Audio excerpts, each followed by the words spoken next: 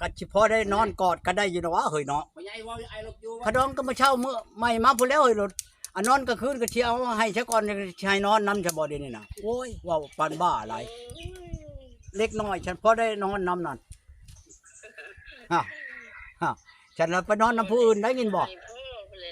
คันบ่ให้นอนนำแล้วสิไปนอนนำผู้อื่นได้อันนั้นแหละจะว่ากลางคืนก็นอนนำกันแล้วบ่เช้าก็เว้ากันก็ได้หรอนั่นก็ดีสิเป็นจังคันว่าผู้ชายใหญ่น่ะมันยิ่งน้อยนั่นบ่ได้ โอ้ ของแนวว่าผู้หญิงใหญ่เนาะผู้ชายน้อยน่ะมันสบายเขาแล้วเขา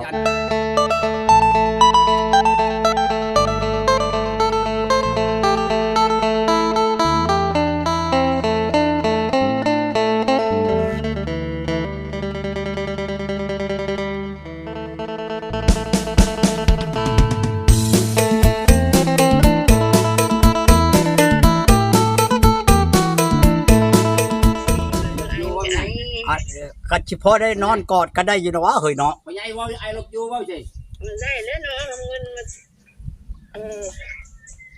เอาเฮ็ดได้เอาเงินไปให้ข้างในอีหลี คนนี้ก็ได้ยังสิเว้าบ้านเราลิ้นเลย เอาแล้วเงินค้ำกับมื้อใหม่มื้อหลังก็ก่อนแล้วเฮ้ยเราสิเอาเงินมันบ่แม่นผู้เช้าในห้านเด้อเฮ้ยเอาเงินให้ไปจ้างนอนนำอันนี้ก็สิเอา อันนั้นเนาะมันสิ่งคาดองกัน เอาขดองก็มาเช่ามื้อใหม่มาพุ่นแล้วเฮ้ยรถอันนอนกลางคืนก็สิเอาให้ซะก่อนสิให้นอนนำซะบ่เดี๋ยวนี้น่ะโอ้ยเว้าปานบ้าหลาย ก็บ่แม่นแนวเลยเนาะว่าสิมานอนน้ำก่อนเลยจะให้เงิน โอ้ยเอาสิให้ดอกจักกันเล็กน้อยฉันพอได้นอนนำนั่นฉันน่ะไปนอนนำผู้อื่นได้ยินบ่ ให้พ่อไปเลยเนาะ คันบ่ให้นอนนำแล้วสิไปนอนนำผู้อื่นได้ ก็แล้วแต่แล้ว ไปจัก น้ำผู้อื่นก็อย่าว่าเด้อเป็นลูกเอฟแล้วจะมาหาข่อย เอาขันญาติมันเป็นอะไรจังจะนอนนำเจ้าน่ะมันติดซะก่อนแล้วมานอนนะมันก็เป็นมาลำมาลอยไปนะมันก็บ่ได้เลยนอนนำก็นอนกว่าบ่ ก็เลิกกันแล้วมันนั่นก็ได้เนาะ โอ้มันก็เลิกบ่เป็นแล้วเฮ้ยของมันเข้าตาอันมันเข้าขมังแล้วมันสิไปเลิกมันบ่ได้ไดไปก็ไปนอนใช้กันเดียวกันเนาะเห็นบ่ห่านว่าเช่าแล้วมันยังอายุเฮิ่มอยู่ แบบมันไอเนาะ นั่นแหละจังว่าขันญาติลูกเมียบ่เช่าแล้วก็สิอันบอกข้างไม้ไปนั่นญาติว่าปัดไปฮอดมื้อไปฮอดเพราะว่าโอ้ยเขายังเป็นวัดแฮงอยู่นอนน้ำข่อยบ่ได้ดอกเพราะว่าอันนั้นแล้วข่อยสิไปนอนแรงซื่อๆนั่นห่านเห็นบ่ห่านหยิบกินเข้าไว้เด้อกินน่ะมันเช่าไว้กินมันนอนๆแน่ จะว่าเลยให้ท่านใจวิทยาเลยเนาะ เอ้าเฮ็ดอะไรฉันมันบ่แม่นว่าแนวอื่นได้นี่ไดคันว่าสิลงอันเป็นลูกเป็นเมียกันกะอยู่นํกันแล้วบ่ในนั้นมันจังแม่น ก็แม่นเลยเนาะ เอา แต่งกันเป็นลูกเป็นเมียล่ะ อันนั้นแหละจังหวะน่ะ อันนี้มันยังบ่ว่ายังไงอยากเป็นลูกเป็นเมียล่ะ เอาเว้าก่อนมั มัน นเห็นแล้วอยากว่าลูกเมียหรอ เว้าก่อนก็บ่ผิดดอกอันนี้น่ะนะมันบ่ผิดหยังดอกเว้าก่อนก็ดีชี้ใช่ว่าอันเช้านั้นเมียเฮาได้ก็บ่ผิดหยังดอก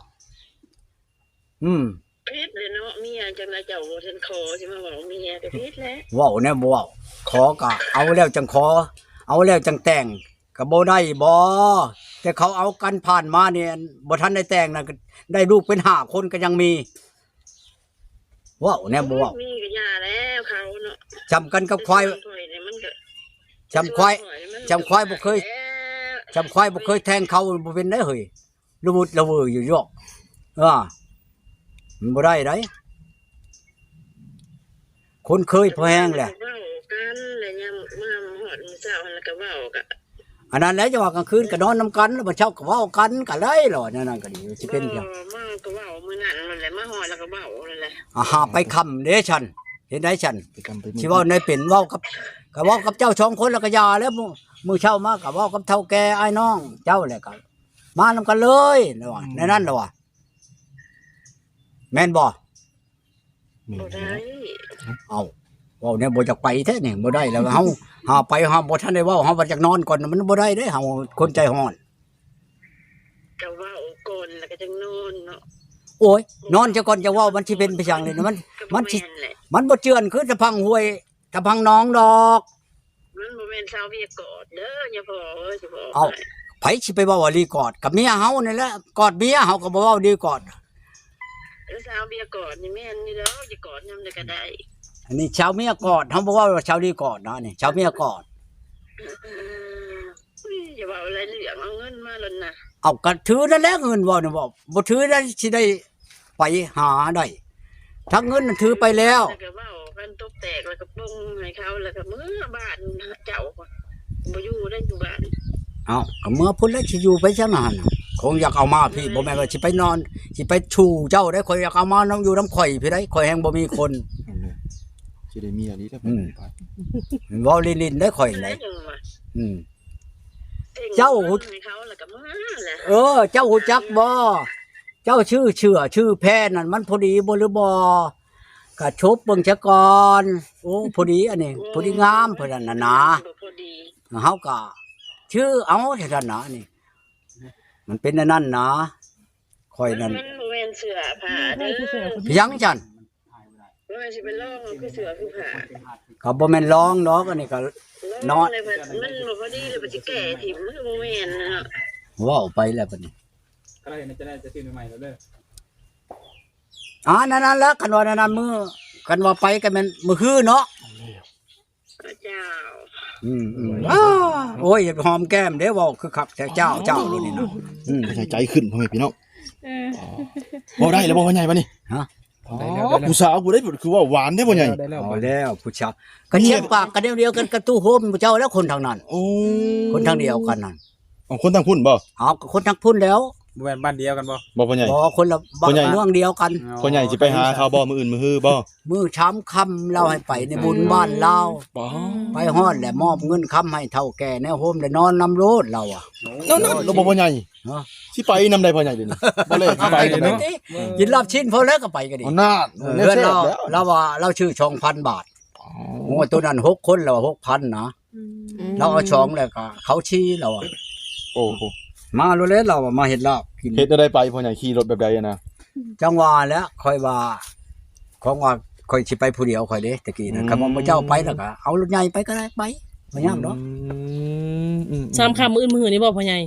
บ่แล้ว20,000นี่มื้อพุ่น ปากเซ่บ่พ่อใหญ่อยู่ปากเซ่บ่ ปากเช อ๋อ200กว่าลักเพื่อสิฮอด ไกลเดิมเนาะ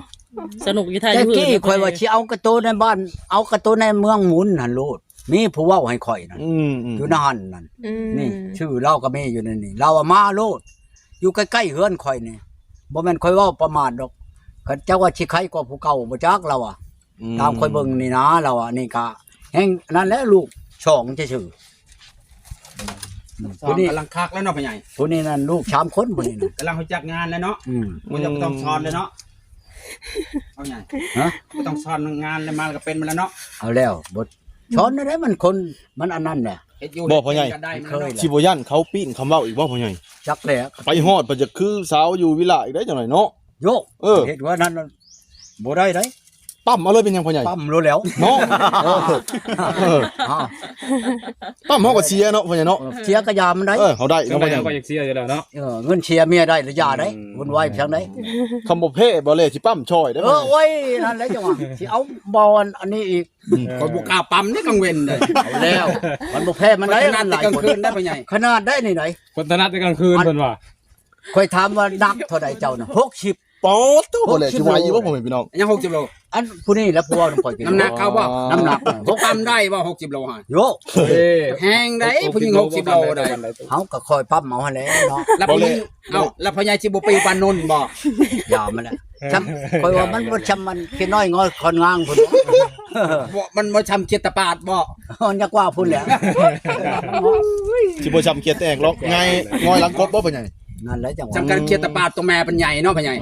ตัวผู้เป็นตัวน้อยๆสำเนียงก่อยนี่ อืม ยังได้เสยเนาะ มันบ่ย่านดอกอันผู้หญิงใหญ่เฮาบ่ย่านเลย บ่ยันแต่ผู้หญิงน้อย ย่านแต่ผู้หญิงน้อยคันว่าผู้ชายใหญ่น่ะมันยิ่งน้อยนั่นบ่ได้ โอ้ ของแนวว่าผู้หญิงใหญ่เนาะผู้ชายน้อยน่ะมันสบายเขาแล้วเขา โอ้ น่ะ นั่นๆเนาะพ่อใหญ่เนาะ ใหญ่อีหลีเรานี่ใหญ่อีหลีค่อยเล่าอัน ใหญ่ไป ชงอัน ใหญ่ นั้น ชะมอ มา ว่าพญาใหญ่ชะมออย่าบอกใคร ใช้มือแล้ว ใครบ่บอก แต่ว่า ไอ้ส่วนว่า เจ้าชุงตัวใด ใหญ่ ก็ ว่าก็โตนี่เฮ็ดบักใหญ่รถแข่งน้อยๆหนึงบ่ได้ เจ้าชุงตัวใด1.60แล้ว ใหญ่สัมภาระมือเพิ่นเราบ่ใช่ กว่าตู้โฮม เจ้าสิบ่เพียงบาแล้วบ่ ยกกับชีวังนั่นแหละ มันสิบ่ยืดใช้กันบ่พ่อใหญ่ มันบ่ยากดอกนั่นเนาะ แนวมันเนาะอ่า จับช่องฝ่ามือบ่จังเนาะพ่อใหญ่ ฮะ จับช่องฝ่ามือบ่จังเนาะ อ่า หน้าเขาเช้าไว้แล้วง่ายได้เนาะตู่เนาะ คนเป็นคนขาวชอบเรา น่ะ ขาว ตู้มันมักคนขาวจำเนาะ ใช่ชีตา นะผู้ชาวใช้ชีตา ใช่ชี จักตาบ่ดีพ่อใหญ่ก็คักรอตาบ่นะ เป็นบุญตาเนี่ยจะเบิ่งนำอยู่เดี๋ยวนี้นะให้เบิ่งอยู่บ่ตู่ให้ลูกหลานเบิ่งอยู่บ่เดี๋ยวนี้ หมดแล้วบ่เอาออกกล้องเด้อเรายันเราหายนะ อืม เราก็ลิ้นอันนี้คือกันจักหน่อยเราเห็นเราเห็นข่อยแล้วเรานะ อ๋อ เออ เราเบิ่งเบิดแล้วครอบครัวนี่เห็นเบิดเราอะงัวเจ้าเท่านั้นโตเท่านี้โต เอ้า คอยเบิ่งคอยจักเบิ่แล้ว คือฮู้งัวพ่อใหญ่ เอ้าคนผู้เจ้าแย่งไปเบิดเลยเนาะ แย่งไปได้ เราถามฮอดนั่นก่อนที่เมียนรถนั่น เออ เราเห็นแล้ว มันเราติดจานดาวเทียมบ่เพิ่นแล้วอะ จักเลย GPS เนาะ บ่เราติดอยู่พี่แล้วเราบ่ติดได้อยู่พุ่นเราก็ติดอยู่พี่แล้ว โอ้ จังเราฮู้มัน ยังบ่เราปล่อยโดนมา เห็นบ่เราเอาน่ะถือเงินมาโลดเราอะมามอบให้ จักเราตัวบ่อย่าบ่กล้าบ่ตัว จั บ่ กเลยตัวเขาก็มา อย่าว่าตัวคือว่าปั๊มรถอย่าว่าตัว นักพอเมื่อยไปยังเนาะ เนาะ นั่นพี่ชักยาแล้วตัวกับตัวแล้วเฮ้ยคนใหญ่ตัวคนใหญ่แหละก็จำเป็นแล้วเฮาก็ดี อืม ใช่เช่นนั้นเนาะ ใครว่าสิไปปุ้นไปข่าไปตีบ่เขาบ่ได้เป็นโทษเฮา แม่ อืม ก็เว้ากันคืออันนี้แหล้วนี่คนบ่เห็นหน้ากันเห็นแต่ในโทรศัพท์นี่เนาะ อืม เปิดกล้องมือแล้วก็เปิดเห็นแล้วเห็นเราน่ะวันนี้เราก็เปิดให้เราเบิ่งบัดนี้จังซี่นะคนก็เห็นกัน ก็ ได้ พอเบิ่งอยู่ว่าพ่อใหญ่คนก็งามหน้าตาก็พอเบิ่งอยู่ว่า ก็ เขาเข้าวัดได้อยู่บ่ ครับ โอ้มันก็ได้แล้วเนาะ เขาได้อยู่แล้ววัด ใครอยู่เข้าวัดได้เนี่ยยันเข้าวัดบ่ได้บ่ต้องเอามาเด้อพ่อใหญ่ โย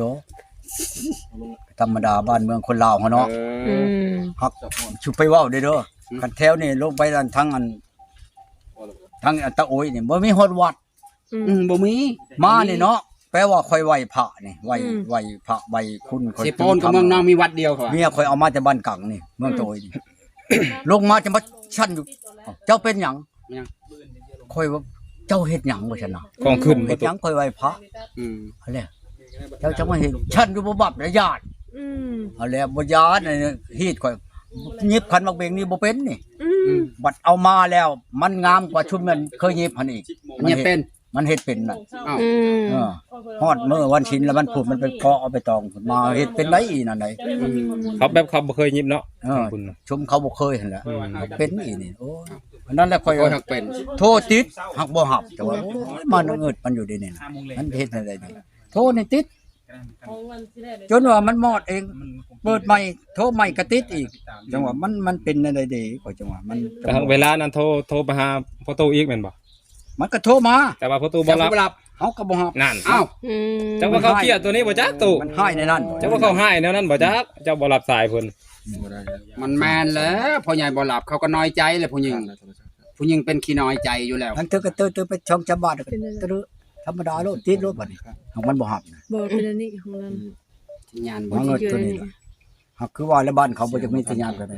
อืม มันบ่มีสัญญาณผู้พุ่นเด้ มันบ่มี มันลงมาบ้านมันยังก็ติดโลด แล้วพ่อใหญ่บ่มีสัญ มั ญาน ณ ติดมันพัดบ่หับเฮาน่ะเฮามาเงิดตัวนี้แหละ จำรับบ่ได้ว่าพ่อใหญ่ อืม อยากรับแล้วมันตัดไปเนาะ บ่หับนะมันโทรมาเฮาก็บ่หับมันอีก อืม บ่รู้มันอัน พ่อใหญ่ มันโทรมาหาเฮามันสิน้อยบ่ เจ้ารับ เฮานับเบิ่ง5 6 10สายพุ่นใด จะว่าเขายันเจ้าเชียร์เงินพ่อใหญ่ จังว่าเงิดอะดีแล้วอันนี้หัดติดเลย ทีแล้วบัด เตรี นี้ ยม ทักบ่หับ เตรียมตัวพ่อใหญ่ หัน ครับแน่นอนบัดนี้ตู่ บ่หับ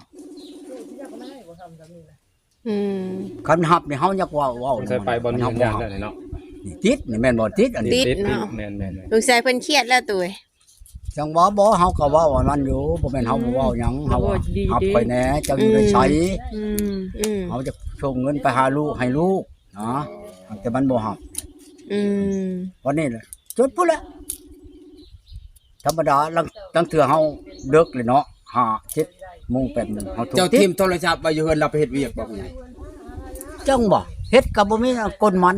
อืม หักอันนี้นั่น อย่างนี้นั่นหมอเน้นว่ามันไปเหตุการณ์อยู่ชวนกล้วยจีนผู้ใดว่าเมียเจ้าน่ะป้านั่นก็เว้าคือกันผิดนี่มาเงิดอันนี้จังหวะผิดบ่หัก เขาว่าบ่ได้อยู่ในหันก็อยู่ต้องหับเนาะ อืม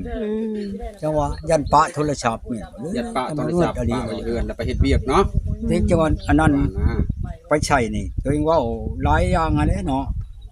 คือเฮาเว้านี่เด้อนี่เจ้าน่ะอยู่ใช้หุ่นนี่ดินะยึดโทรหับบ่หับข่อยเอาผัวแล้วบ่เอาผัวก็ตามหับข่อยนะก็น้ำเจ้าข่อยจะพาเงินให้ลูกก็นะก็ขึ้นฮอดลูกนั่นแห้งอันนี้รอดินี่นะก็จนก็อยู่ผู้เดียวข่อยเด้นี่นะไปเอาดอกลูกนั่นก็ดีก็เจ้าบ่ให้ก็บ่เอาคันว่าเจ้ายังบ่ได้ลูกได้ผัวแล้วจะเอาลูกกันเลยแพงนี่ข่อยสิไปเอาคันว่าเจ้าสิมาก็ดีปกติบ่ทานหยังดอกแสดงว่าเจ้ารับมาแล้วก็สิหัวแปลงใหม่แต่ว่าเงินคำแก้วนั่นก็ว่ากันนะมันน่ะโทรมาบอกแล้วผู้นั้นเมื่อชงข่อยฮ้อนหันฮ้อนหันมันว่าเอาเงินให้ข่อยเท่านั้นตัวนี้มันบอกบ่ได้